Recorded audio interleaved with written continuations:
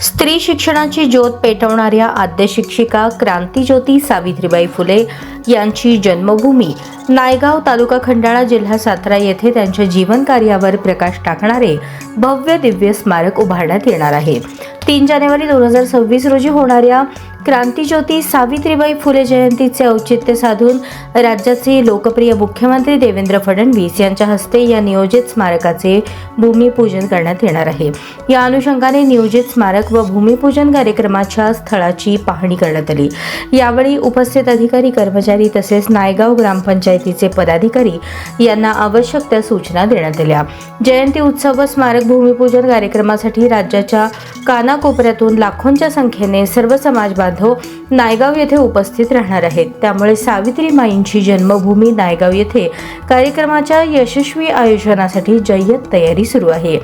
या पाहणी दरम्यान सातारा जिल्ह्याचे जिल्हाधिकारी संतोष पाटील, पोलीस अधीक्षक तुषार दोशी, भाजप प्रदेश कार्यकारिणी सदस्य अनुप सूर्यवंशी, माजी सरपंच निखिल झगडे, युवा नेते ऋषिकेश धायगुडे पाटील, अतुल पवार, हर्षवर्धन शेळके पाटील, बाळासाहेब जाधव, मनोज पवार, आदेश जमदाडे, उपसरपंच गणेश नेवसे,